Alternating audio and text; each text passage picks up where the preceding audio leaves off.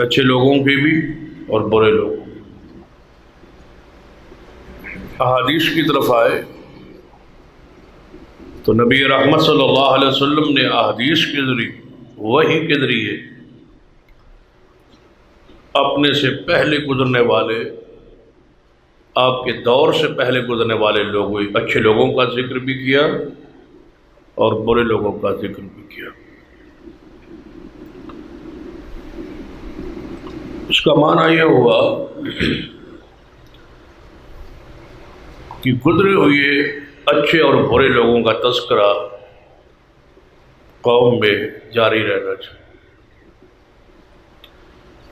تاکہ اچھے لوگوں کا ذکر سن کے ایمان تازہ ہو اور برے لوگوں کا ذکر سن کے عبرت حاصل، سبق حاصل۔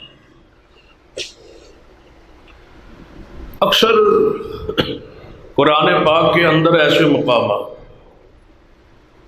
جہاں سے آیات کا آغاز اذا یا وذکر سے ہوتا ہے،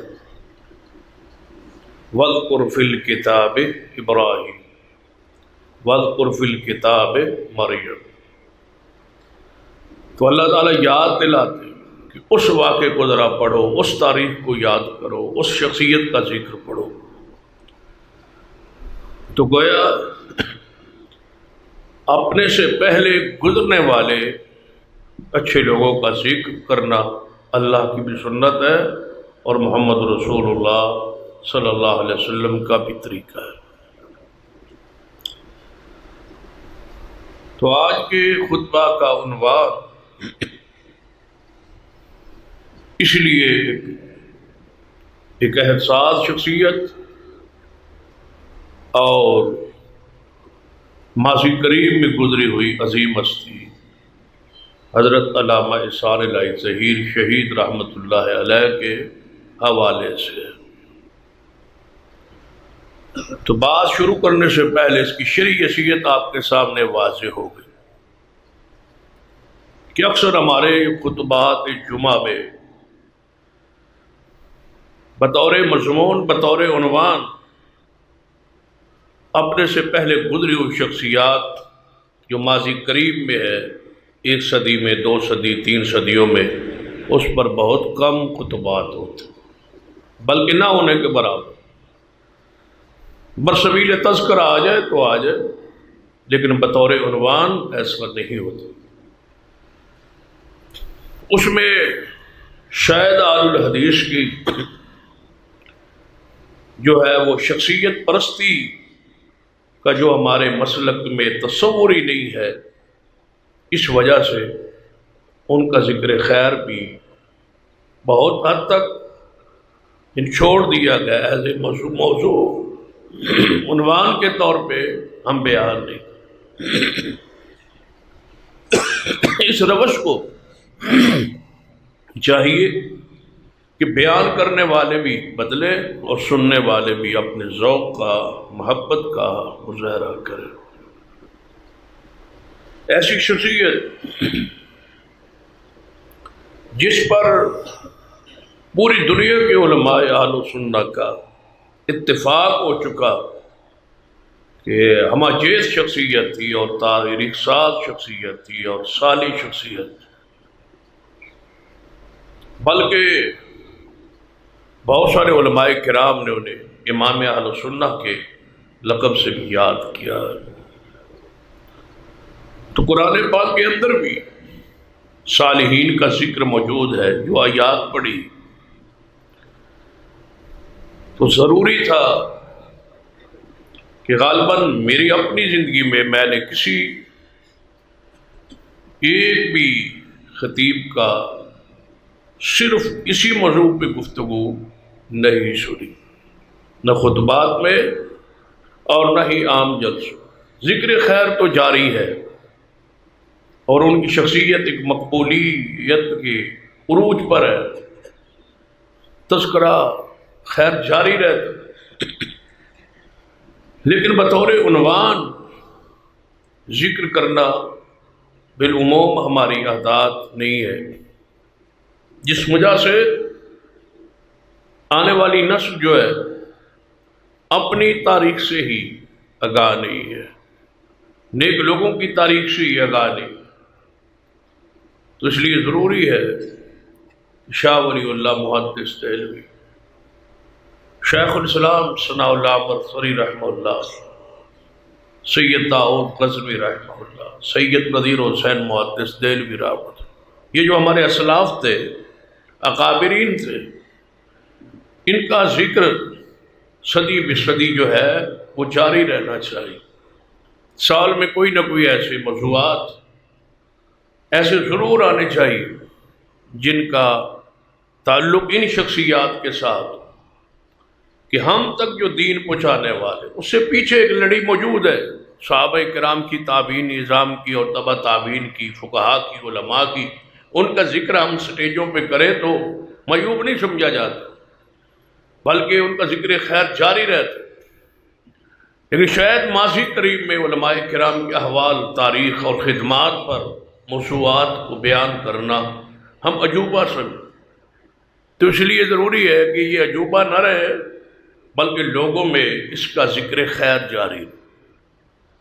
تو آج چونکہ عنوان حضرت علامہ شہید رحمۃ اللہ علیہ کے حوالے سے ہے، تو ان کی سیرت اور خدمات، جرأت و بہادری اور دلیری، عقیدے کی اہمیت اور ضرورت اور اس کی غیرت اور حمیت، اور ان کی تصانیف، ان کی خدمات، اس حوالے سے چند گزارشات آپ کے سامنے عرض کروں گا تاکہ ان کی محبت اور بڑھے۔ رسول رحمت صلی اللہ علیہ وسلم کی حدیث ہے نا کہ جس بندے کے ساتھ اللہ محبت کرے، اللہ آسمانوں پہ جبریل کو بلا کے فرماتا ہے، صحیح بخاری کی یہ حدیث، کہ اے جبریل، میں فلاں بندہ فلاں کا بیٹا جو ہے اس سے محبت کرتا ہوں، اور آپ بھی اس سے محبت کریں، اور پھر آسمانوں پر جتنی مخلوقات بستی ہے، جتنے فرشتے ہیں، ان تک یہ پیغام پہنچا دیجیے۔ جبریل محبت کرتا ہے اور پھر آسمانوں پہ اعلان کرتا ہے کہ اے اہل آسمان پہ رہنے والے فرشتے، فلاں بندے سے جو زمین پہ رہتا ہے اس کے ساتھ اللہ محبت کرتا ہے اور میں جبریل محبت کرتا ہوں، لہذا آسمان کی کوئی ایسا فرشتہ نہ ہو جو اس سے محبت نہ کرے۔ اس کی محبت آسمانوں میں دھوم مچ جاتی اس کی محبت کی۔ صحابہ کرام نے پوچھا، یا رسول اللہ صلی اللہ علیہ وسلم، ہمیں کیسے پتہ چلے کہ فلاں بندہ اللہ کے ہاں محبوب ہے، جبریل کے ہاں محبوب ہے، فرشتوں کے ہاں محبوب ہے؟ ہمیں یہ کیسے پتہ چلے کہ فلاں کی محبت آسمانوں پر ہے؟ ہم سے تو دور، آسمان دور ہے، پہلا آسمان آسمان دنیا جسے کہا جاتا ہے، اس کی مسافت 500 سال ہے، یہاں سے چلے وہاں تک 500 سال کی مسافت پہ پہلا آسمان، اسی طرح 7واں آسمان ہے۔ تو لہذا ہمیں کیسے پتہ چلے کہ اس کی محبت آسمان پر ہے؟ رب محبت کرتا ہے، جبریل محبت کرتا ہے، آسمان کے فرشتے محبت کرتے ہیں، تو نبی علیہ السلام نے فرمایا اللہ اس کی محبت زمین پہ اتار دیتا ہے، ہر مومن اس سے محبت کرتا ہے۔ یہ اس حدیث کا تعلق خاص زمانے کے ساتھ نہیں ہے۔ جب خاص زمانے کے ساتھ نہیں ہے، پوری یعنی کہ دنیا کے اندر جتنے انسان گزر چکے، جتنے ہیں اور جتنے آئیں گے، سارے کے سارے اس حدیث میں داخل ہے۔ رسول اللہ صلی اللہ علیہ وسلم نے مطلقاً حدیث بیان کی ہے، جتنے بھی دنیا میں مومن بستے ہیں جن سے محبت اللہ کرتا ہے، پھر ان کی محبت زمین پہ اتر آتی ہے، ان کا ذکر خیر جاری رہتا ہے، ہر بندہ ان سے محبت کرتا ہے۔ اور آج دیکھ لیں پوری دنیا میں بڑے بڑے کبار علماء موجود، بالکل ماضی قریب میں گزرے یا موجود ہے، سارے کے سارے ایسے ہیں جو اس شخصیت سے محبت کرنے والے تھے، پیار کرنے والے تھے۔ ایسے لگتا ہے جیسے اللہ نے اس زمین کے اس ٹکڑے پر اس شخصیت کو بھیجا ہی اس لیے تھا، دنیا میں آئے ہی اس لیے تھے۔ حالانکہ 1940 میں آپ کی پیدائش ہے اور سن 87 میں آپ کی شہادت، یعنی 46 سال سے کچھ زیادہ آپ کی عمر ہے، اور اس تھوڑی سی عمر میں آپ کے کردار کو، آپ کی سیرت کو، آپ کی خدمات کا احاطہ کرنا ناممکن ہے۔ یعنی عام آدمی کے بس کی بات نہیں ہے ان کی سیرت کو، ان کی خدمات کو جتنا بھی ذکر کیا جائے وہ کم ہے۔ تو آپ کے حوالے سے کہ آپ جیسے لوگ جس سے اللہ نے بڑا کام لینا ہوتا، بڑی شخصیت بننا ہوتا، بچپن کے اندر ہی ایسی خوبیاں اوصاف اس سے منسوب ہے کہ آپ کے والد محترم حضرت علامہ محمد ابراہیم میر سیالکوٹی رحمۃ اللہ علیہ کے واعظ میں، خطبہ میں موجود تھے۔ علامہ میر سیالکوٹی رحمۃ اللہ علیہ درس مدارس اور مساجد اور علماء کی، قراء کرام کی اور حفاظ کی اہمیت شان بیان کر رہے تھے، تو ان کے والد محترم کہتے ہیں کہ وہ خطاب اس قدر پرتاثیر تھا کہ میں نے دل ہی میں تہیہ کر لیا تھا کہ جب مجھے اللہ بیٹا دے گا تو میں اس کو دین کا عالم بناؤں۔ یہ تہیہ کر لیا تھا، یہ ارادہ تھا میرا، اور یقین میں نے وعدہ کر لیا تھا، اس خطاب سے متاثر ہو گئے۔ اور پھر اللہ نے سب سے پہلے اور بڑا بیٹا دیا، تو نام بھی اسی مناسبت سے رکھا، کیونکہ آپ کے والد محترم اپنے باپ کی اکیلی اولاد تھے، تو گھر میں جب بچوں کی تعداد زیادہ نہ ہو تو ایک عجیب سا ماحول ہوتا ہے۔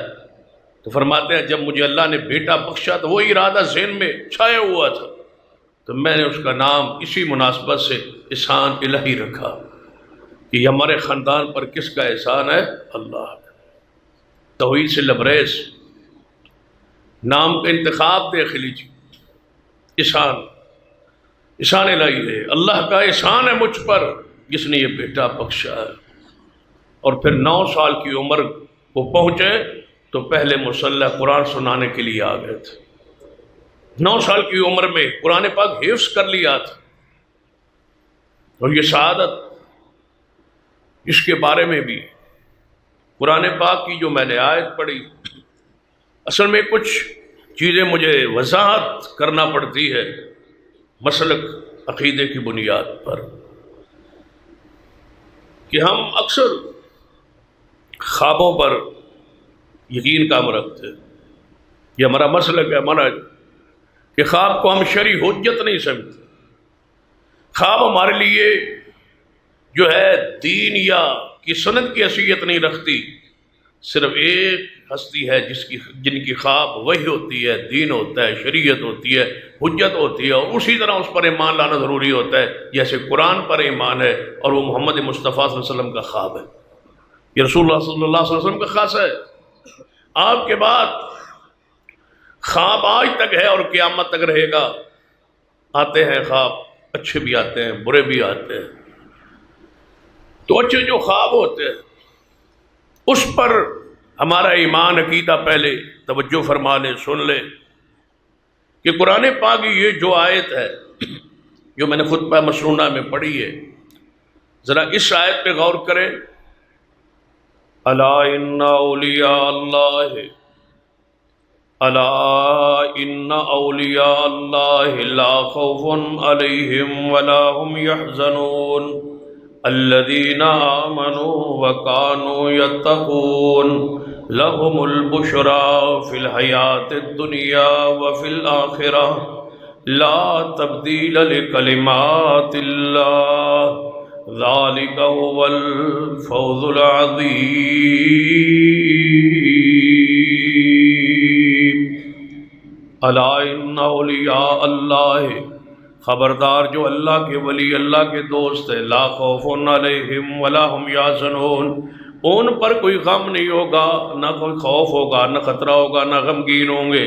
الذین آمنوا وکانوا یتقون، کون ہے اولیاء اللہ، کون ہے اللہ کے ولی؟ الا ان اولیاء اللہ لا خوف علیہم ولا هم یحزنون الذین آمنوا وکانوا یتقون، وہ لوگ ہیں ولی جو ہے ایمان والے ہیں اور متقی ہیں، پرہیزگار ہیں، ان کے لیے انعام کیا ہے؟ لہم البشریٰ فی الحیات الدنیا وفی الآخرہ، ان کے لیے خوشخبری ہیں، بشارتیں ہیں، دنیا کی زندگی میں بھی اور آخرت میں بھی۔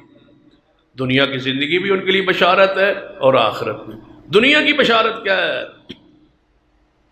لہم البشرا فی الحیات الدنیا وفی الآخرہ، اولیاء اللہ کے لیے دنیا میں بھی بشارتیں ہیں اور آخرت میں بھی ان کے لیے بشارت ہیں۔ آخرت کی بشارت تو سمجھ آ گئی، حساب و کتاب آسان ہوگا، دائیں ہاتھ میں عمل نامہ ملے گا، پل صراط سے گزرنے میں آسانی ہوگی، جنت کا داخلہ نصیب ہوگا۔ اس کے علاوہ کوئی آخرت کی بشارت ہے؟ یہی بشارتیں آخرت کی۔ لیکن قرآن کہتا ہے لہم البشرا فی الحیات الدنیا، دنیا کی زندگی میں بشارتیں۔ تو دنیا کی زندگی کی بشارتیں پر صحیح البخاری میں حدیث ہے، سرور کائنات محمد رسول اللہ صلی اللہ علیہ وسلم نے ارشاد فرمایا نبوت میرے بعد ختم ہے، میرے بعد کوئی نبی نہیں آئے گا، لیکن بشارتیں قائم رہیں گی۔ کیسی واضح حدیث ہے، لہم البشرا فی الحیات الدنیا۔ اس آیت مبارکہ کی کس قدر واضح تفسیر ہو رہی ہے۔ رسول اللہ کیا فرماتے ہیں کہ میرے بعد نبوت ختم ہے، کوئی نبی نہیں آئے گا، لیکن میرے بعد بشارتیں جاری رہیں گی۔ کچھ لوگوں کو میں بشارتیں دیتا تھا، کیونکہ انا ارسلناک شاہدا و مبشرا، کہ اللہ نے مجھے بشارتیں دینے والا بنا کے بھیجا تھا۔ میں بشارتیں دیتا تھا کہ ابو بکر جنت میں جائیں گے، عمر جنت میں جائیں گے، عثمان جنت میں جائیں گے، علی جنت میں جائیں گے، جنت کے یہ حقائق ہیں، پلسرات کے یہ حقائق ہیں، اللہ کے نامات کی یہ صورتیں ہیں، یہ ساری چیزیں میں نے بیان کر دی، اللہ کی وحی سے میں نے بشارتیں دے دی۔ لیکن میرے بعد کوئی نبی نہیں آئے گا نئی بشارت دینے کے لیے، نئی خبر دینے کے لیے، کیونکہ وحی کا سلسلہ ختم ہو چکا ہے۔ لیکن میرے بعد بشارتیں جاری رہیں گی، نبی نہیں آئے گا، وہی نہیں ہوگی، لیکن مبشرات جاری رہیں گی۔ صحابہ نے پوچھا یا رسول اللہ صلی اللہ علیہ وسلم مل مبشرات، وہ مبشرات کیا ہیں پھر، وہ بشارتیں کیا ہیں پھر؟ فرمایا الرؤیا الصالحہ، اللہ کسی کو اچھا خواب دکھا دے گا یا اس کے بارے میں کسی اور کو اچھا خواب دکھا دے گا، یہ بشارتیں ہیں۔ لہذا یہ ذہن میں رکھیں کہ غیر نبی کی خواب حجت نہیں ہوتی، دلیل نہیں ہوتی، سند نہیں ہوتی، دین نہیں ہوتی، لیکن اچھی خواب کو انکار کرنا، ٹھکرانا، اس کو اللہ کی طرف سے بشارت سمجھتے ہیں کہ اللہ کی طرف سے کوئی رحمت ہے، کوئی انعام ہے، کوئی بشارت ہے، اللہ نے کوئی خوشخبری دے دی، اچھا خواب ہے۔ لیکن یہ نہیں ہے کہ اس خواب کی بنیاد پر کوئی دین یا شریعت یا کوئی عمل ثابت کیا جائے۔ بشارت بشارت ہے، خوشخبری مل گئی ہے، اس کو اللہ کی رحمت سمجھے۔ تو آپ کے حوالے سے بشارت موجود ہے کہ آپ انتہائی ان کے خاندان کو دیکھ لیں، نماز، دین سے تعلق، علماء سے تعلق، تو آپ کی دادی محترمہ کا تذکرہ موجود ہے۔ فرماتی ہے میں نے خواب میں اپنے کمرے میں ایک بلب دیکھا جس سے مسلسل روشنی بڑھ رہی ہے، پوری مجھے آ گئی۔ میں نے علماء وقت سے رابطہ کیا، پوچھا کہ اس خواب، فرمایا اللہ آپ کے گھر میں ایک ایسا بیٹا دے گا جس کے ذریعے اللہ اسلام کے پھیلاؤ کا، اس بیٹے کو روشنی پھیلانے کا ذریعہ بن جائے۔ فرمایا تو اس دن سے مجھے یقین ہو گیا تھا کہ اللہ مجھے ایسا پوتا بخشے گا جس کے ذریعے اللہ اسلام کا کام لے گا، دین کا کام لے گا۔ اور دین کا کام پھر اللہ نے لیا ہے۔ فرماتے ہیں جب آپ بچپن میں تھے تو بیمار ہوئے، بیماری اس قدر کمزور ہو گئے، لاغر ہو گئے، تو پھر ہوا کیا؟ جب کمزوری میں تھے، بیماری میں تھے، تو پتہ ہے ایسی حالت میں اولاد بڑی دیر بعد ہوئی ہو اور پہلا بیٹا ہو اور بیمار ہو جائے اور کمزوری کی انتہا تک پہنچ جائے، پھر توہم پرستی، شرک، بدعت، خرافات جو ہمارے معاشرے میں معروف ہے وہ مشہور ہوتے۔ عورتیں آئی، محلے کی برادری کی عورتیں اکٹھی ہو کے کہتی ہیں اب کی والدہ محترمہ کہ آپ اس کو فلاں جو دربار ہے اس پر کھوہ ہے، پانی ہے، وہاں اس کو نہلائیں، مشہور ہے وہاں اس علاقے میں سیالکوٹ میں کہ یہ ایک کھوہ ہے جسے پنن کا کھوہ کہتے، اس میں اس کو نہلا لے، بیماری ختم ہو جائے۔ کوئی عورتیں بچے لے گئی ہے، ٹھیک ہو گئے، ماں کا عقیدہ سن۔ اور علامہ سعدی رحمۃ اللہ علیہ اپنے خطبات میں، وعظ میں بھی کہتے تھے ہمیں اس ماں نے لوری جی ہے، ہمیں اس ماں نے جن ہے جس نے کہا تھا ایک تحریک نظام مصطفیٰ چل رہی تھی نا، تحریک نظام مصطفیٰ میں احتجاج کا سلسلہ جاری تھا، آپ اس کی قیادت کر رہے تھے اور مسالک علماء بھی قیادت کر رہے تھے، آگے لکیر کھینچ دی، کہا گیا اس ریڈ لائن کو جو کراس کرے گا اس کو گولی مار دی جائے گی۔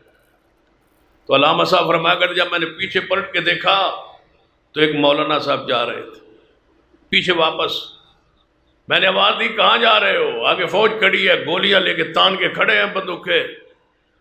فرمایا ماں سے پوچھ کے نہیں آیا تھا، تو بغیر ماں کی اجازت کے یہاں مر جاؤں ایسا نہیں ہو سکتا، میں تو ماں سے پوچھ کے نہیں آیا تھا، میں آگے نہیں جاؤں گا، پلٹ جاؤں گا۔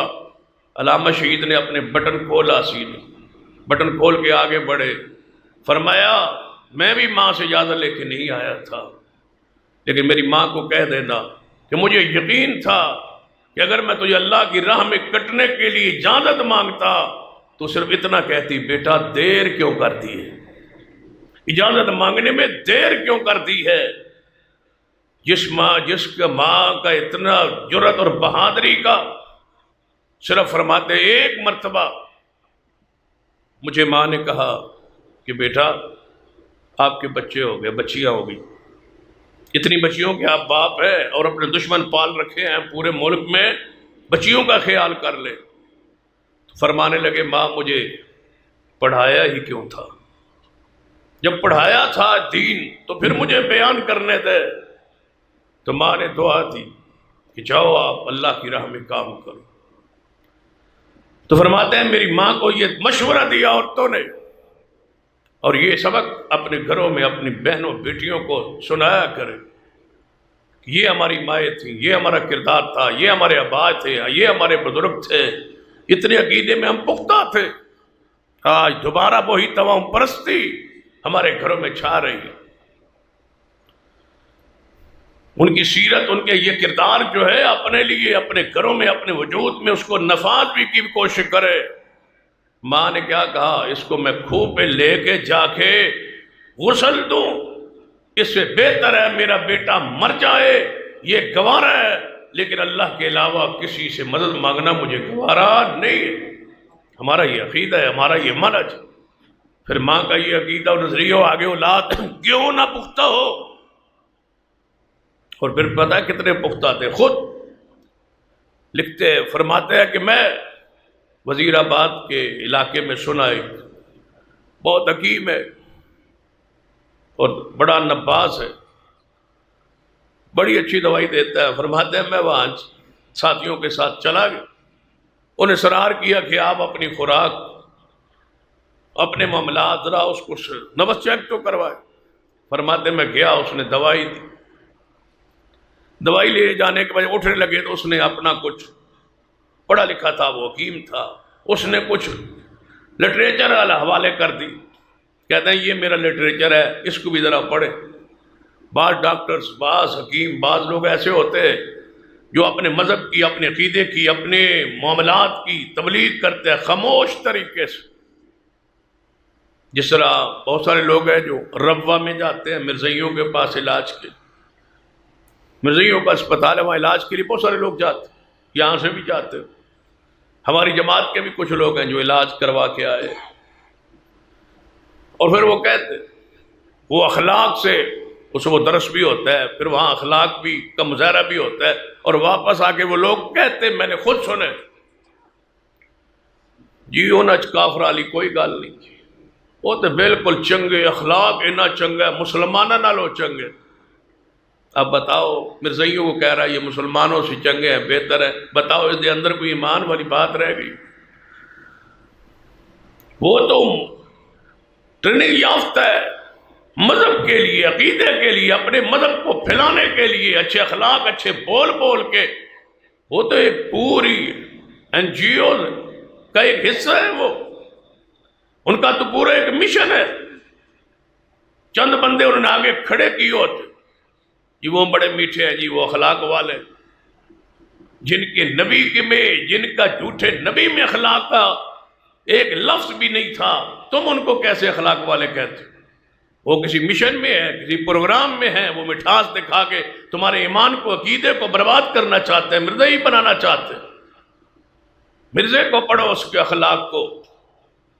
ایک مرتبہ اس نے لعنت ڈالنے کو، ایک کتاب میں 1000 مرتبہ اس نے لعنت لعنت لعنت لکھتا لکھتا تھکا نہیں ہے بدبخت، اتنا میٹھا تھا زبان، لعنت لکھ رہا ہے تھکا نہیں ہے، بس ایک دفعہ لعنت ہو گئی، اتنا بھی کیا جا سکتا تھی، 1000 بار لعنت، لیکن اس نے 1000 بار لعنت لکھی۔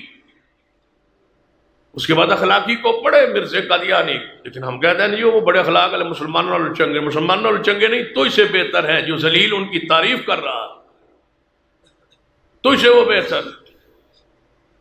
تو اپنے اخلاق، اپنے کردار معاملات پہ ذرا غور کیجیے۔ ایسے لوگوں سے جو ریڈیو پہ، دکانوں پہ بیٹھ کے اپنے مذہب کو، اپنے عقیدے کو، اپنی سوچ کو، نظریے کو جناب رواج دے رہے ہیں، پھیلا رہے ہیں کسی نہ کسی طریقے سے، ان کا لبادہ اور ہوتا ہے، اندر اور ہوتا ہے، زہر پر اخلاق ہوتا ہے، اندر گند پڑا ہوا ہے۔ مرزا قادیانی نے کیا لکھا تھا کہ سیدہ فاطمہ الزہرا کی گود میں کئی مرتبہ خواب میں سویا نہ ہو سکتا۔ یہ اخلاق ہے، اتنا بدبخت انسان تو ذل و ایمان سے اس بات کو نکالے۔ علامہ شہید فرماتے ہیں کہ مجھے اس حکیم نے لٹریچر جاتے ہوئے دے، فرماتے ہیں میں ڈرائیور کے ساتھ بیٹھا تھا تو وہ پمفلٹ اس کے پڑھنا شروع کی، 2-4 باتیں جب میں نے پڑھی تو فرماتے ہیں روکا گاڑی کو روکا، سارا لٹریچر اور ساری دوائی گاڑی سے باہر پھینک کے فرمانے لگے مرنا منظور ہے، بد عقیدے دی دوائی کھانا منظور نہیں۔ فرمایا یہ میں پمفلٹ دیکھ رہا ہوں، پڑھ رہا ہوں، یہ کیسا انسان ہے، اس بد عقیدہ کی میں دوائی کھاؤں؟ حالانکہ کسی بھی مرزائیوں کے علاوہ کسی بھی کافر سے دوائی لی جا سکتی ہے، عیسائی ہو، یہودی ہو، سکھ ہو، کوئی ہو، لیکن ایک تقویٰ ہوتا ہے، ایک زہد ہوتا ہے، الہیت ہوتی ہے، غیرت ہوتی ہے، امیت ہوتی ہے۔ بندہ نہیں کھاتا میں نہیں کھاتا، بد عقیدہ ہے میں نہیں دوائی لیتا، مشرک ہے میں دوائی نہیں لیتا، یہ غیرت ہے۔ دوائی کھانا جائز ہے نا، مطلقاً بھی جائز ہے نا، دوائی کھانا سنت ہے، ہم کہتے ہیں سنت ہے، لیکن نہ کھانا یہ تقویٰ ہے۔ بخاری کی حدیث ہے، رسول اللہ فرماتے ہیں بغیر حساب کے میری امت کے جو لوگ جنت میں جائیں گے ان میں ایک شخص وہ بھی ہوگا جس نے کبھی دوائی نہیں کھائی ہو، جس نے کہا ہوگا مجھے دوائی ٹھیک ہے، سنت ہے، جائز ہے، مشروع ہے، لی جا سکتی ہے، لیکن میں نہیں کھاتا اس لیے کہ اللہ ہی دینے والا ہے شفا، اس نے بیماری بغیر دوائی کے دے دی ہے تو بغیر دوائی کے شفا دینے پر بھی قادر ہے۔ اللہ اس توکل کی بنیاد پر اس کو بغیر حساب کے جنت کا داخلہ عطا کرے۔ توکل بھی ایک ہوتا ہے، یہ اوپر درجہ ہے، یہ عام آدمی وہاں نہیں پہنچا۔ ہمیں تو انگلی میں درد ہو، سر میں درد ہو، گولیاں کھا لیتے ہیں، ہم سے تو برداشت نہیں ہوتا۔ یہ اہل تقویٰ کی باتیں جہاں ہم تک پہنچنا ہمارے لیے مشکل ہے، اور وہ پھینک دی دوائی، میں نہیں کھاتا۔ عقیدے کی حالت، عقیدے کی غیرت، حمیت آج ہم میں کہا، یہی ہے وہ بات جو انہوں نے سکھائی تھی، یہی ہے وہ ان کی احساس، شخصیت جو انہوں نے مسلک اور منہج اور عقیدے، توحید اور سنت کی غیرت سکھلائی۔ ان کی پڑھ کے دیکھ، لکھتے ہیں کہ ہم عراق کے دورے پر جا رہے، صدر صدام ہوتا تھا، اس نے دعوت دی تھی، اور عراق کے دورے پہ مختلف مسالک کے علماء جا رہے۔ نام اگر آپ کو سنا دوں تو مولانا شاہ احمد نورانی، مولانا عبدالستار خان نیازی، بریلوی مکتبہ فقہ سے، مولانا محمد حسین نعیمی، جامعہ نیمیہ لاہور کے مفتی۔ یہ 3 بریلوی مسلک جو نام علامہ شہید نے گنوائے یا بیان کیے۔ دیوبند مکتبہ فکر میں مولانا سید عبد القادر آزاد، جن کا بیٹا آج عبد الخبیر آزاد جو ہے شاہی مسجد کا، بادشاہی مسجد کا امام ہے اور رویت الال کمیٹی کا نیا چیئرمین ہے، ان کے والد سید عبد القادر آزاد، جنہیں امام السلاطین کہا جاتا تھا، پاکستان بادشاہوں کا امام، کیونکہ جب پہلی اسلامی سربراہی کانفرنس ہوئی پوری دنیا کے بادشاہ ایک جگہ پہ اکٹھے ہوئے تو ان کو جماعت سید عبد القادر آزاد نے کروائی تھی۔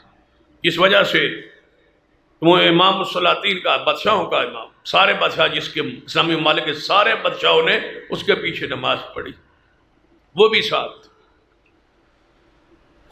علامہ شہید فرماتے ہیں کہ ہماری فلائٹ کہاں سے تھی؟ کراچی سے۔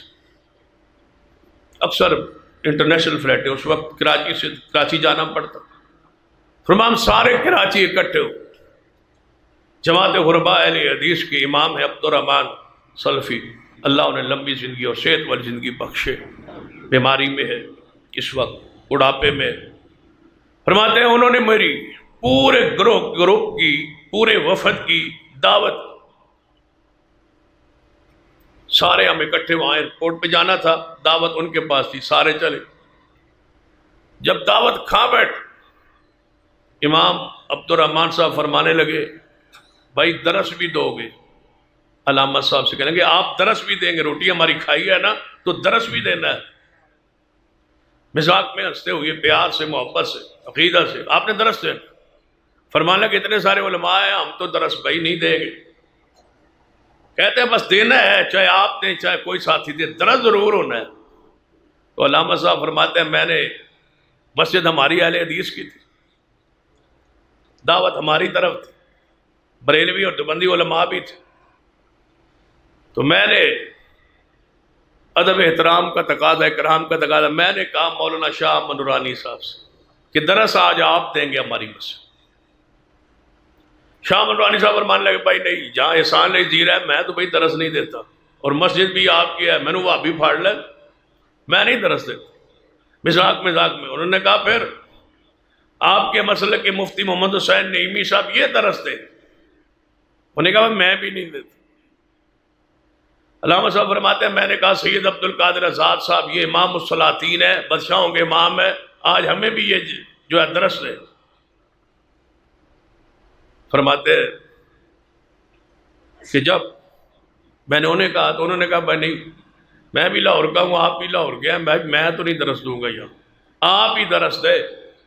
سب نے فیصلہ کیا کہ درس احسان اللہ زیر ہی دیں گے، یہ محبت احترام اکرام سے آپ نے سب کو کہہ دیا، مسجد آپ کی، آپ کے مسلک کی، آپ درس دے۔ علامہ صاحب فرماتے ہیں پھر میں مسلک بیان کروں گا،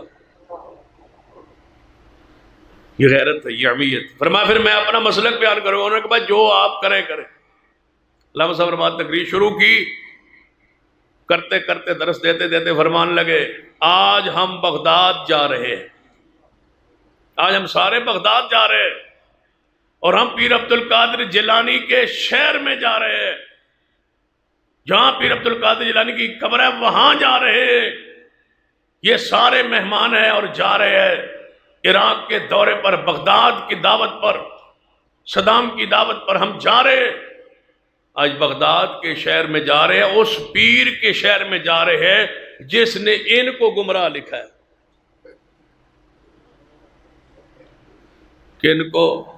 نورانی صاحب، نیازی صاحب، نعیمی صاحب، فرمایا ان کو گمراہ لکھا ہے، یہ بیچارے میرے ساتھ جا رہے ہیں اس پیر کے شہر میں جس نے ان کو گمراہ لکھا ہے۔ فرمانے لگے پھر کم از کم پیر مجھے بنا لیتے، میں کچھ تمہارا خیال ہی رکھ لیتا، تمہارے پیر نے تو تمہارا خیال نہیں رکھا، 11ویں ان کی دیتے ہو نا، تو انہیں تو گمراہ لکھا ہے۔ جب تقریر ختم ہوئی آگے بڑی پیاری بات، خطاب ختم ہوا تو چائے کہیں اور پینی تھی، وہ بیرا سے تعلق رکھتے تھے، حاجی سعید کراچی ریشم والے مشہور تھے، تعلق ان کا سرگودا بیرا سے تھا، وہاں ہی جا گئے، کراچی میں الدیس ہوئے، بہت بڑے تاجر تھے، چائے ان کے پاس تھی۔ فرماتے ہیں وہاں میں جب پہنچا سارا وفد، تو جب وہاں چائے پی لی تو مولانا عبداللہ ناصر رحمانی صاحب اٹھے اور فرمان لگے ہمارے مہمان علامہ صاحب ہیں، سارے مسالک علماء ہیں، ہمیں کوئی نصیحت کر، ہمیں کوئی نصیحت فرما دے۔ علامہ صاحب فرماتے ہیں رحمانی صاحب بس نصیحت ہو گئی ہے، ایک ہی نصیحت میری یاد رکھنا، کبھی تقریر نہ کرنا جس میں مسلک اہل حدیث کا بیان نہ ہو۔ یہ علامہ شہید کی غیرت امیت دیکھ، ہمارا تو چھوٹا سا منصب، دکان، تجارت، کاروبار، معاملات کو چل پڑے، ہم تو نام نہیں لیتے توحید کا، سنت کا، شریعت کا، کہ گاہک خراب نہ ہو جائے، پتہ نہ چل جائے یہ دکان کس کی ہے۔ علامہ احسان کو پڑھے، ایسے جب سے ان سے پڑھنا شروع کیا ہے تو عجیب قسم کے خیالات، ان سے محبت، عقیدت کا اضافہ ہوا۔ فرماتے ہیں میں نے خطبہ دی، مینار پاکستان پہ عید کا خطبہ دیتے تھے، آج سن کے بیٹھے دیتے۔ فرمایا وہاں خطبہ تھا، میرا پہلا خطبہ جب تھا وہاں، اس سے پہلے سید داؤد غزنوی رحمۃ اللہ علیہ دیتے تھے۔ لوگوں نے کہا بڑا سیاسی ماحول ہے، اور داؤد غزنوی رحمۃ اللہ کا خطبہ معروف تھا، بڑا اجتماع ہوتا تھا، یہ نوجوان آئے ہیں تو کسی اور بڑے کو، تجربہ کار بزرگ کو خطبہ دینا چاہیے تھا، اہل حدیثوں کو۔ علامہ شہید جو کہ ان کی مسجد کے وارث تھے، خطیب تھے، ان کی مسجد ان کی موت کے بعد، فرمایا میرا حق ہے خطبہ، آپ پریشان کیوں ہوتے ہیں؟ بڑے بڑے وفود ہیں سیاسی کہ وہاں خطبہ جو ہے کوئی منجا ہوا پرانا بزرگ دے۔ علامہ شہید نے خطبہ دیا، آغا شورش کشمیری وہ بیٹھے تھے خطبہ میں، نام ہے خطابت میں برصغیر میں شورش کشمیری، وہ خطبے کے اندر موجود تھے۔ جب خطبہ ختم ہوا، عید کی نماز ہوئی، مکمل ہوئی، خطبہ ختم ہوا، شورش کشمیری اٹھے اور جا کے سینے سے لگا کے کہا احسان، مجھے برصغیر کا بڑا خطیب کہا جاتا ہے، لیکن اگر آج کے بعد تو کوئی بھی تقریر نہ کرے، تیری ایک ہی تقریر نے تجھے برصغیر کے بڑے خطیبوں میں شامل کر دیا۔ اور پھر ساتھ کہا، علامہ شہید لکھتے ہیں ایک دفعہ میرے پاس آ گیا آغا شورش، اور آگے نا مجھے تھپکی دیتے ہوئے کہا ایک نصیحت کرنے آیا ہو، اور یہ بات آپ کے سننے والی ہے اور پلے باندھنے والی ہے۔ شورش کشمیری ہے، نام ہے خطابت میں، شعلہ بیانی میں، شعلہ نوائی میں، تاریخی اہمیت، شخصیت ہے، جن کے خطاب کو سننے کے لیے لوگ لاکھوں میں اکٹھے ہوتے تھے۔ وہ علامہ شہید کے گھر میں تشریف لائے اور فرمانے لگے، علامہ احسان صاحب ایک بات کہنے آیا ہوں، صرف ایک بات، وہ بات سنیں۔ فرمایا تم بڑے لیڈر ہو گئے ہو، سیاسی عہدہ، مقام، حیثیت ہے تمہاری، تمہاری بات سنی جاتی ہے، تم شعلہ نوائی میں مجھ سے آگے بڑھ گئے ہو، بڑے مقام ہے تمہارا، لیکن ایک نصیحت کرنے آیا ہوں۔ فرمایا وہ نصیحت کون سی ہے؟ فرمایا ہن رفع یدین اور آمین دے چکر چو نکل آؤ۔ یہ جو رفع یدین آمین کرتے ہو نا، چھوٹے چھوٹے مسئلے بیان کرتے ہو سٹیجوں پہ، اس سے نکلو، چھوڑو، یہ چھوٹے مولویوں کے مسئلے ہیں، یہ عامی آدمی جو واحد خطیب ہے نچلے درجے کی، یہ ان کے کام ہے۔ آپ سیاست میں، خطابت میں آپ ایک مقام ہے، لہذا آپ رفع دین آمین کے مسئلے چھوڑو۔ جواب سنیے، علامہ شہید فرماتے ہیں شورش، میں نے حاجی ظہور الہی آپ کے والد کا نام ہے، فرمانے لگے مجھے حاجی ظہور الہی کی گھٹی ہے، رفع دین والے مسئلے نہیں چھوڑ سکتا، یہ نہیں چھوڑ سکتا، یہ بیان ہوتے رہیں گے اور میں بیان کرتا رہوں۔ علامہ شہید ایک ایسی عظیم شخصیت، مسلک کی اہمیت، غیرت، توحید کی اہمیت، سنت کی اہمیت۔ بہت سارے لوگ میرے خطبے کے بعد یہ بھی ہو سکتا ہے کچھ لوگ کہے بس سنت سے، توحید سے اتنا پیار تھا تو داڑھی پوری نہیں تھی، چھوٹی تھی داڑھی کتراتے تھے، اور جب ان سے کہا جاتا کہ علامہ صاحب یہ داڑھی، تو فرمایا کرتے تھے میری کمی ہے، میری سستی ہے، مجھ سے کمی ہو، دعا کرے اللہ مجھے توفیق دے دے۔ یہ کہتے کہتے جب شہادت 23 مارچ 87 کو جب دھماکہ ہو، اس سے پہلے اس بات کا خود ان کا بیٹا ابتسام گواہ ہے۔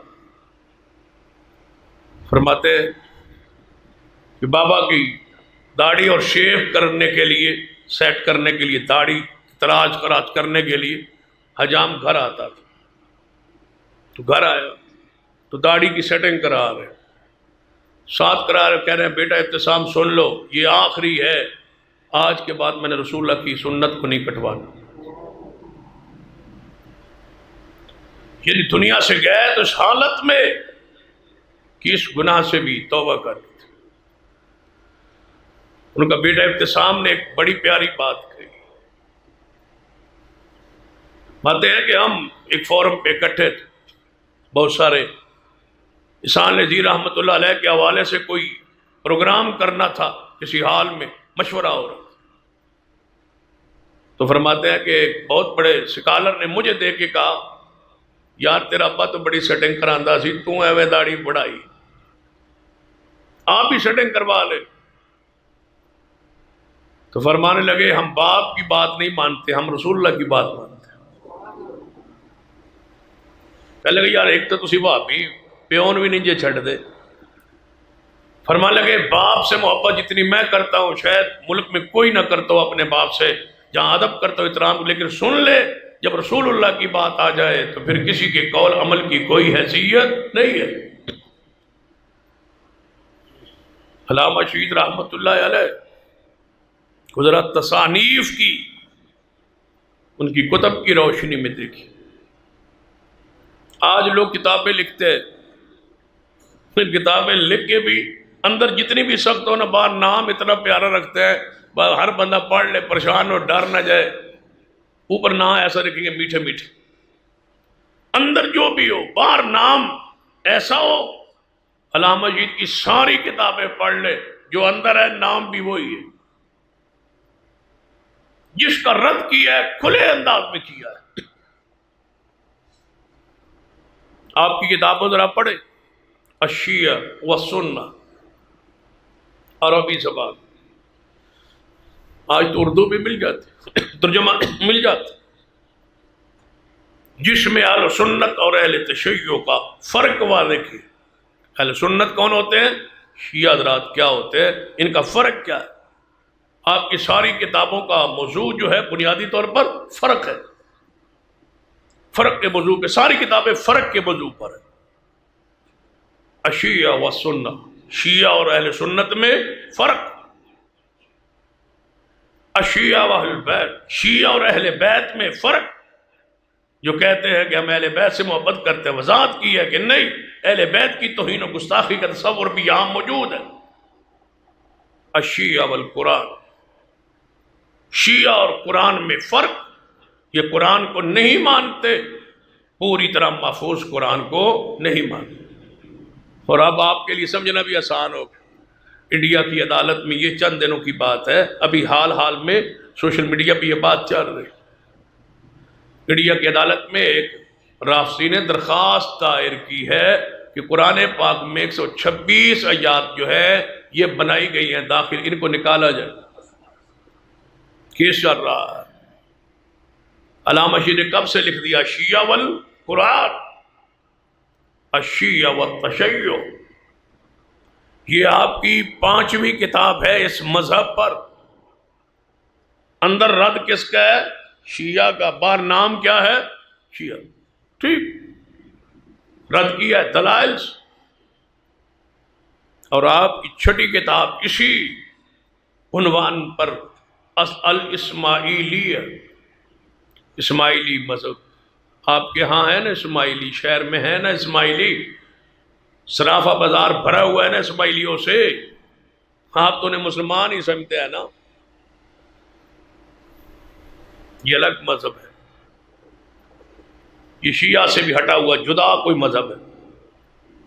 ان کے 7 امام ہوتے ہیں، کبھی تفصیل سے اسماعیلیوں پر جمعہ پڑھاؤں گا انشاءاللہ، ان کے سارے عقائد، سارے نظریات آپ کے سامنے رکھے۔ میرے خیال میں آج تک سرگودا میں کسی خطیب نے اہل اسماعیلیوں پر ایک لفظ بھی کبھی نہیں کہا، کوئی جمعہ ہی نہیں پڑھا، تعارف ہی نہیں کرا کہ یہ ہیں کیا، بلا ان کا عقائد کیا ہے، نظریات کیا ہے، یہ چاہتے کیا ہے، ان کے کہاں کا ادارے اور کیا ہے، یہ تفصیل انشاءاللہ کبھی قریب میں ہی بیان کروں گا۔ اس لیے الاسماعیلیہ کا رد الاسماعیلیہ کے نام سے کیا ہے۔ اور جب یہ کتاب چھپنے لگی تو پتہ ہے کہاں پتہ لگ گیا؟ پرنس آغا خان جو اسماعیلیوں کا سربراہ ہے، جو امام ہے ان کا، اسے اطلاع ہوئی پیرس میں کہ ہمارے خلاف پاکستان میں عربی زبان میں عیسائن اللہ زہیر کتاب لکھ رہا۔ پھر کیا ہوا؟ اور میرا گمان ہے، یقین سے تو نہیں کہہ سکتا کیونکہ اس پر دلیل نہیں، گمان یہ ہے، میرا ذاتی خیال یہ ہے کہ علامہ کو شہید کرنے والا گروہ بھی یہی ہے۔ الاسماعیلیہ خون خوار ایک تنظیم ہے، کوئی معمولی نہیں ہے۔ یہ لوگ ظاہر میں آپ کو میٹھے میٹھے نظر آتے ہیں، ہر بندہ تو پھر تحریکی نہیں ہوتا۔ علامہ شہید فرماتے ہیں میں کراچی میں تھا،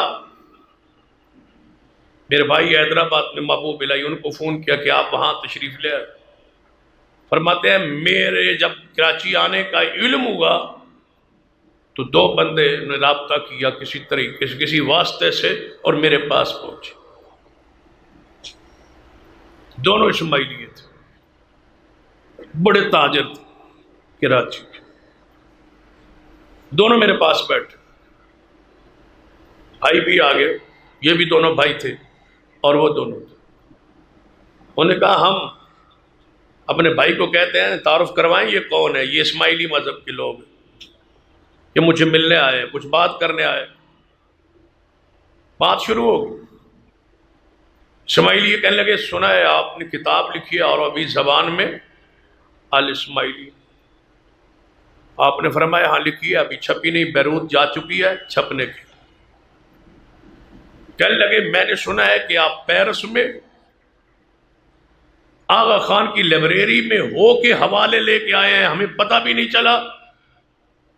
علامہ صاحب کو کچھ حوالے چاہیے، فرانس تشریف لے گئے، ان کے امام کے گھر چلے گئے، لائبریری میں چلے گئے، حوالے وہاں بیٹھ کے لائبریری میں سارے لے آئے، لیکن پتہ نہیں چلا نے دیا کہ حوالے لینے والا کون ہے اور کس طرح ہے۔ کوئی معمولی شخصیت۔ کہتے ہیں میں ایک کتاب لاہور میں اردو بازار میں ورق لے رہا تھا، کتاب چھاپنے کے لیے کچھ ورق لینا تھا، پریس میں دینا تھا۔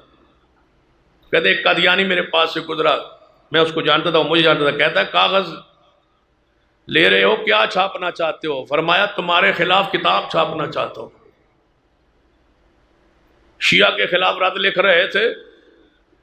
کہتے ایک دن میں گھر میں بیٹھا بیٹھا دیکھا ایک حوالہ چاہیے تھا، حوالہ کتابوں میں موجود نہیں تھا، یہاں سیدھا شیعہ کے بڑا مدرسہ ہے لاہور میں جامعہ المنتظر، فرماتا جامعہ منتظر میں گاڑی پہ بیٹھے، ان کے گیٹ پہ آ کے دروازہ کھولو، بسان لذیر آئے ہو۔ کہتے میں اندر داخل ہوں، میں نے کہا میں لائبریری میں جانا ہوں۔ لائبریری کے لیے لائبریری کھولی، مجھے اندر بٹھایا، وہاں کا پرنسپل پتہ چلا احسان اللہ ظہیر ہمارے مدرسے میں آیا ہے، لائبریری میں آیا۔ آئے تو پوچھا کیا لکھ رہے ہو، کیا حوالہ چاہیے؟ کہنے لگے تمہارے خلاف کچھ کتابیں لکھ رہا تھا اور کچھ حوالے چاہیے تھے۔ بل بتاؤ آج یہ جرت کیا ہو سکتی ہے؟ اسماعیلی کہنے لگے آپ اس کتاب کو نہ چھاپ، فرمایا اب تو جا چکی ہے۔ انہوں نے کہا آپ روک دے، پرنس آغا خان آپ سے ملنا چاہتے، ملاقات چاہتے، فرانس کی آپ کو دعوت دینے آئے، آپ وہاں گیا کہ لائبریری سے ہو آئے، انہیں پتہ چلا ہے۔ فرماتے ہیں مجھے حسرت تھی ملاقات کی، وہ ملنا چاہتے ہیں، فرانس کا ویزا ہمارے پاس ہے، ہم آپ کو لے جانا چاہتے ہیں، انہیں ملانا چاہتے ہیں، اور کتاب سے درخواست ہے کہ روک دیں آپ، اور فرمائیں کیا چاہیے، فرمائیں کیا چاہیے؟ اسماعیلی ہوں، آغا خانی ہوں، اور آغا خان امام نے خود بھیجا ہو، پھر پیسے کتنے ہوں؟ فرمایا کیا چاہیے؟ فرمایا اٹھ جاؤ میرے پاس سے، تم ایک کتاب کہتے ہو، میں آپ کے مذہب پر دوسری کتاب بھی لکھنے والا ہوں، ایسا نہیں ہو سکتا۔ انہوں نے کہا اس کا انجام اچھا نہیں ہوگا۔ فرمایا انجام میرے رب کے اختیار میں۔ دفعہ بھائیوں نے گھیر لیا تھا اور رو رہے تھے بھائی کہ ہمیں ایک وزیر نے کہا کہ اپنے بھائی کو بچا لو، اس کے حالات اچھے معلوم نہیں ہوتے، اس نے ساری دنیا کو اپنا دشمن بنا لیا ہے۔ تو بھائیوں نے کٹ کر کے علامہ شیر کو سمجھانا چاہا، فرمایا یار بندہ ٹرک کے نیچے بھی آگے تو مر جاتا ہے نا، مرنا ہی ہے نا، تو اور کیا چاہیے کہ اللہ کی راہ میں شہادت نصیب ہو جائے۔ البہائیہ مذہب کون سا ہے؟ میرے اور آپ کے علم میں ہی نہیں ہے، تمہارے علم میں کیا ہوگا، میرے بھی علم میں نہیں ہے۔ البہائیہ مذہب کیا ہے؟ عربی میں علامہ شہید کو اس مذہب پر کتاب ہے۔ البابیہ مذہب کیا ہے؟ یہ شیعوں کی مختلف روپ ہے، ہر ایک روپ پر، ہر ایک مذہب پر جتنے وہ پھیلے ہوئے ہیں، کئی ناموں کے ساتھ علامہ شیر نے رد کیا ہے کہ ان کا فرقہ الغرابیہ ہے،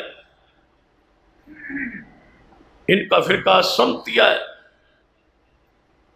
اور کئی فرقے ایسے ہیں جو ان کے اندر چھپے ہوئے ہیں، سب کے ایک ایک باب میں رد کی علامہ شہید۔ عجیب شخصیت۔ پھر بریلوی مذہب کے بارے میں وضاحت کرنا چاہیے تو عربی میں کتاب لکھی، نام کیا لکھا، کہیں لکھ سکتے تھے، کوئی نام دے سکتے تھے، نہیں دیا کوئی اور نام، ایک ہی نام لکھا البریلویہ، اور پھر پابندی لگ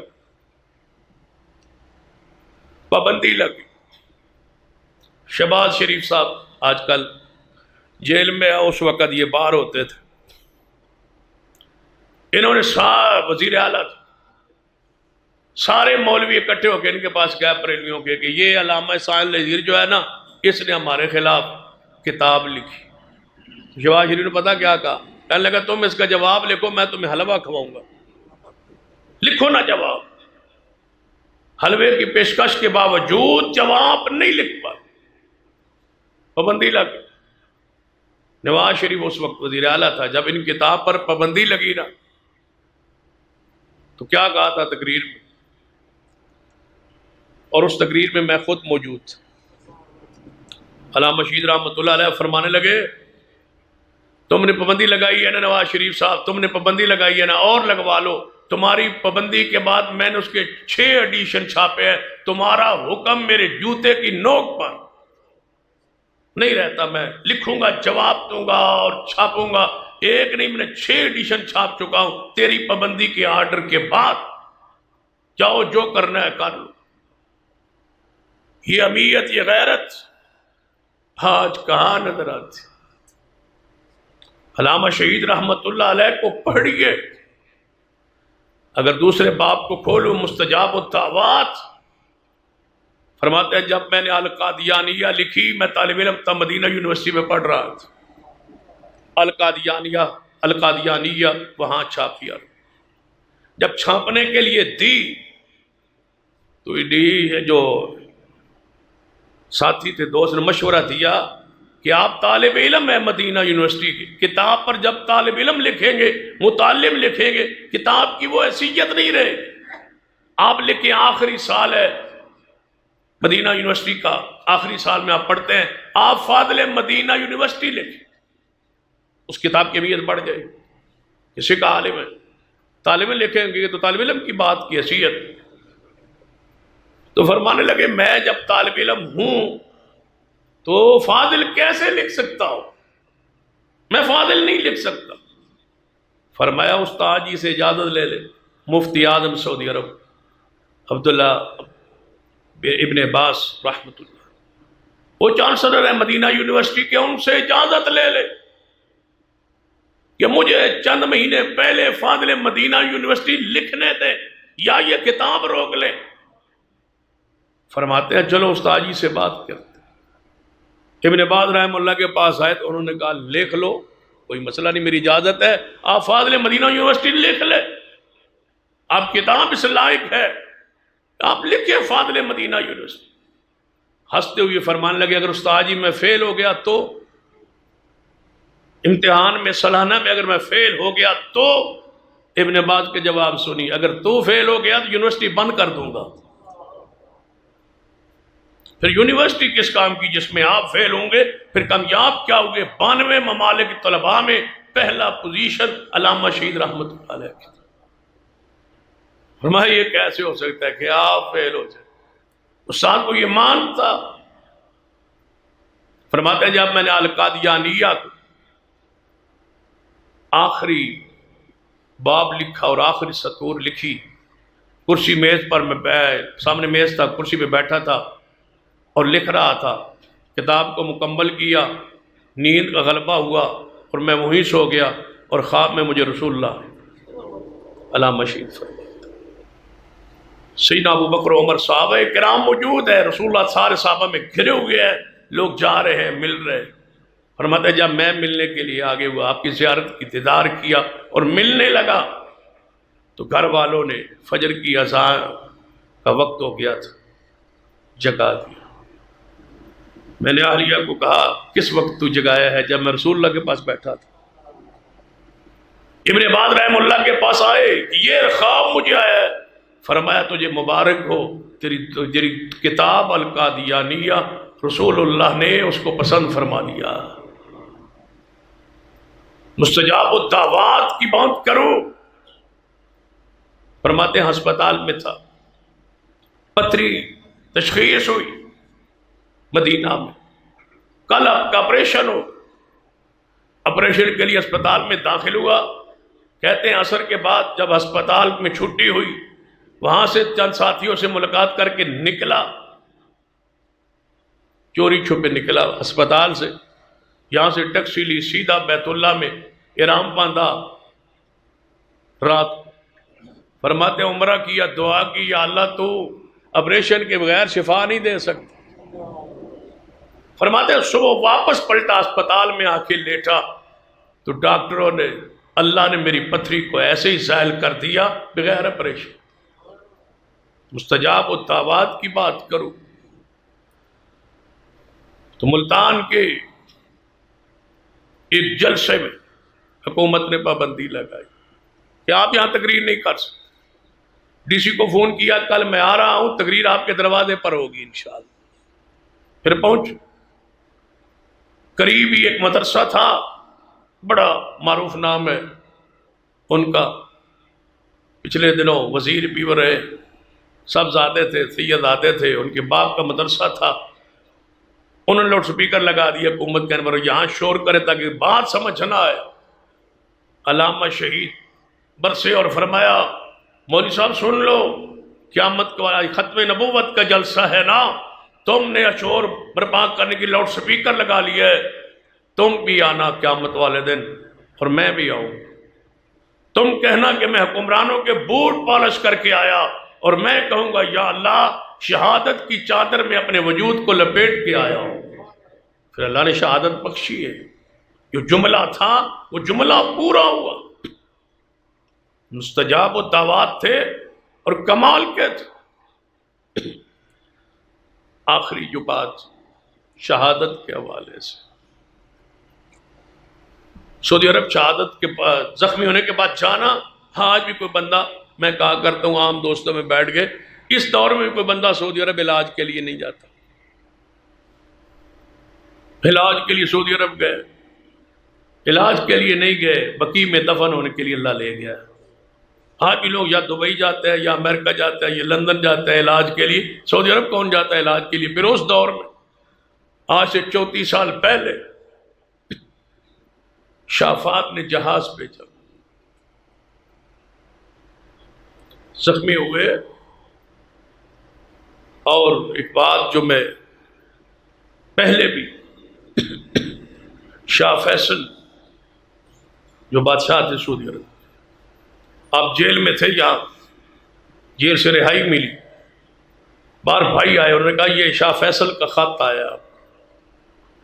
شاہ فیصل کا خط پڑھا، لکھا تھا احسان تم ہماری یونیورسٹی کے بہترین لائق ترین شاگرد ہو، تمہاری کتاب القادیانیہ فلاں ملک میں گئی ہے اور وہاں کے لاکھوں نہیں، کئی بہت سارے افراد نے، خاندانوں نے، جن کی تعداد لاکھوں میں پہنچ چکی ہے، قادیانیت کو چھوڑ دیا ہے اسلام کو قبول کر لیا ہے اور میری طرف سے آفر ہے کہ آپ اس کے 6 لاکھ نسخے چھپوا کر ہمیں بھیجیں تاکہ ہم پوری دنیا میں تقسیم کریں۔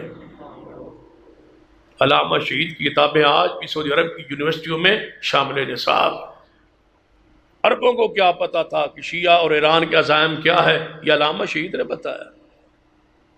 صدام کیا جانتا تھا کہ ایران کے عزائم کیا ہے؟ علامہ شہید نے بتلایا۔ عالمی پوری عہد کے اس دور کے جتنے فتن تھے، پوری تناغات، ہر باطل فرقے اور رد پر ان کی کتابیں اور ان کا لٹریچر، ان کے خطبات موجود ہے۔ شاہ فہد رحمہ اللہ نے اسپیشل جہاز بھیجا کہ علامہ شہید کے لیے آفر ہے۔ عراق سے بھی جہاز آیا، صدام نے بھیجا۔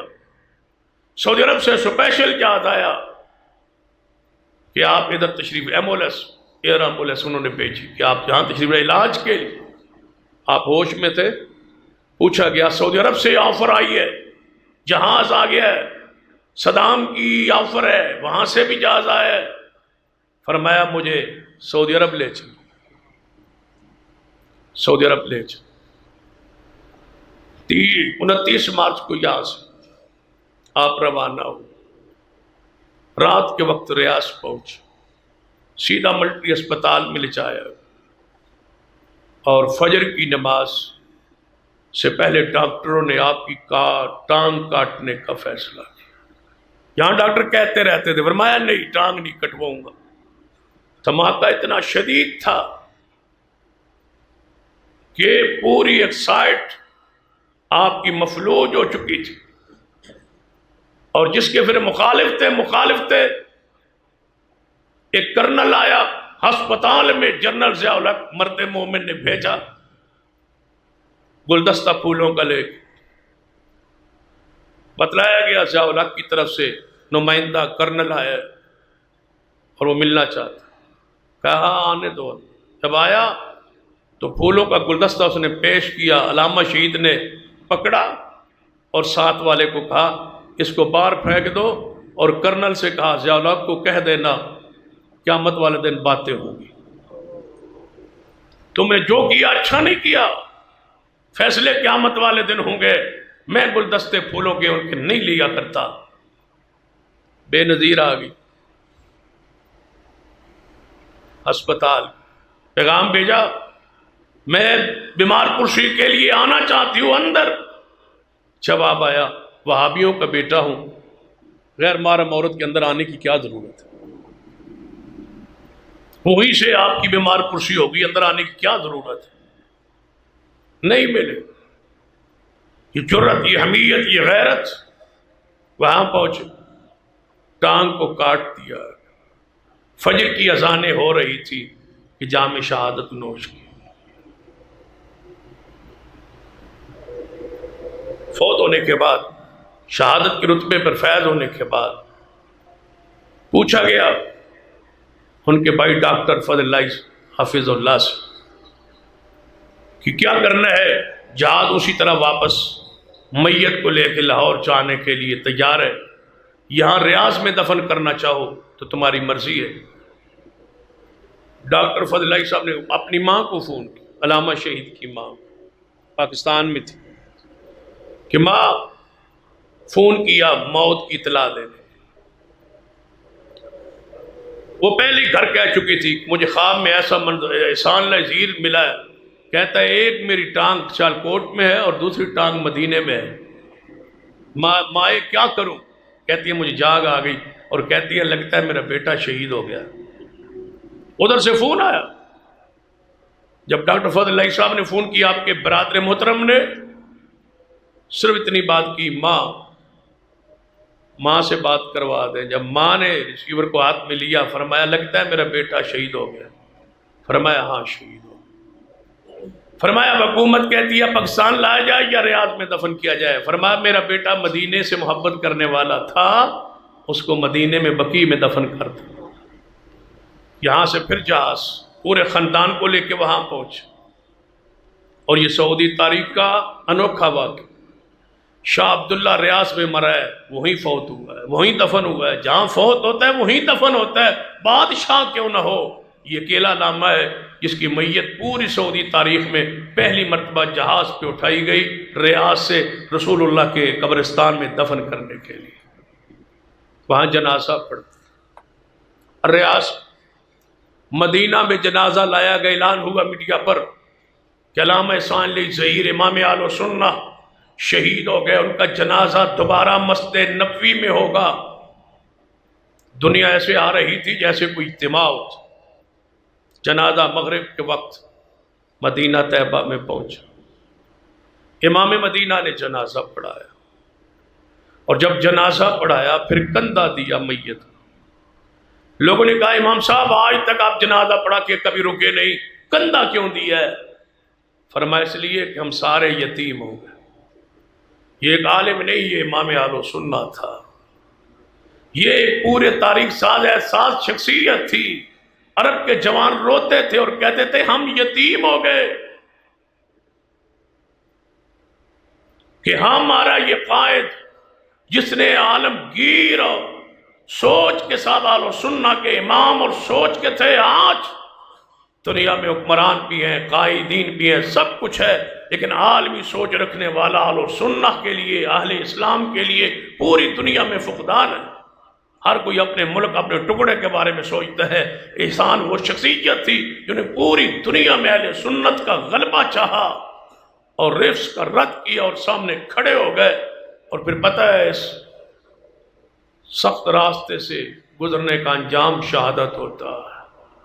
اور پھر آخری بات جو سنا رہا تھا، دیوبند مکتبہ فکر کے بڑے عالم گزرے ہیں سید عبد المجید ندیم، وہ خود اس بات کے راوی فرماتے ہیں کہ میں نے مسجد نبوی میں بیٹھا، عصر کی یا غالباً فجر کی کا ذکر کیا، نماز کے بعد علامہ صاحب نے مجھے دیکھا، فرمایا شاہ جی آؤ بقیع کے قبرستان چلتے۔ فرماتے ہم بقیع میں داخل ہوئے، سیدنا عثمان کی قبر کے قریب امام مالک کی قبر تھی، وہاں علامہ صاحب اور میں کھڑے ہو گئے۔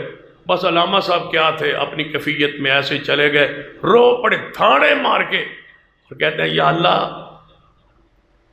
تیرے نبی کی یہاں 10,000 کے قریب یہاں صحابہ دفن ہے، یا اللہ یہاں تیرے نبی کے صحابہ دفن ہے بقیع میں، اور بڑا کھلا ہے قبرستان، ایک مرلہ سے کم جگہ احسان علیہ ظہیر کے لیے یہاں نہیں مل سکتی، یا اللہ مجھے یہاں جگہ دے دے، یہاں دفن کے لیے جگہ دے دے۔ بقیع کا قبرستان بہت بڑھ گیا، نیا آگے ساتھ شامل کر لیا گیا رقبہ۔ آج صحابہ کے جہاں دفن ہے وہاں کوئی دفن نئی میت نہیں ہوتی، نئے آگے بڑے ہوئے قبرستان میں دفن ہوتی ہے۔ اس پوری صدی میں جو رسول اللہ کے صحابہ کے درمیان قبر بنی ہے وہ صرف اکیلے احسان علیہ ظہیر کی بنی، اٹھایا گیا